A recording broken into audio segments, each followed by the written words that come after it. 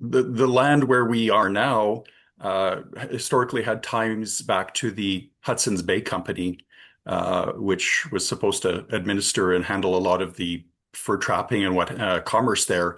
But of course, it's huge, and the Hudson's Bay Company was small. So after it became part of Canada, and these mining towns started springing up, was there much of a footprint or much of a trace left of the Hudson's Bay Company, or was it pretty much up to, general stores made by entrepreneurs to handle the commerce? Absolutely. Hudson's Bay still had quite a big impact, and up till this past year, still did. Unfortunately, we're seeing a new era for Canada, but that's another topic.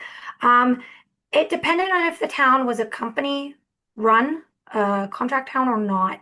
Um, and that was based on if outside business was allowed in or not.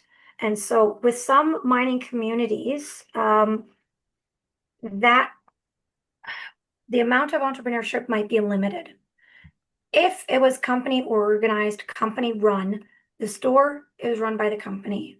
The churches are actually overseen by the company. So the manager of the mine or the manager of the company runs all of that, and there is no opportunity for outside businesses to come in. Mhm. It's held with an iron fist. Um, but that was only in some towns. Other towns, the company just focused on the mine and the community was left to grow up as it was.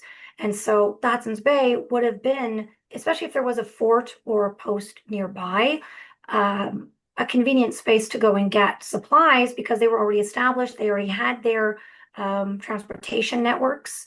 And so that could be a way of getting stuff shipped in. And once the Hudson's Bay, like Eaton's, like Sears, like Woolworth, had a catalog.